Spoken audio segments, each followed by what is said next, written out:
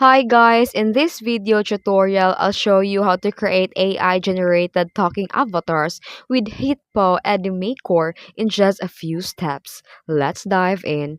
First, launch the Hitpaw Edimakor on your web browser or desktop.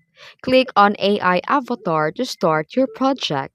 Then browse through the available AI avatars. Select one of the best fits to your style or brand. Then here you can input your script.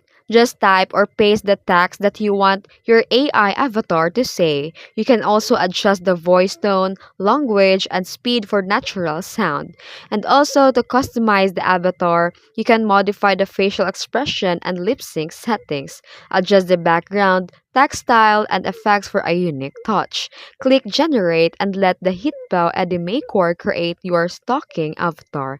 And once done, preview the video and export it with high quality. You can also enhance your video by adding caption, transition, and effects for professional look. Use AI voiceover and background music to make it even more engaging. And that's it. You've created a talking AI avatar in few minutes. If you found this video tutorial helpful, don't forget to like, subscribe, and comment your suggestions below. Thanks for watching.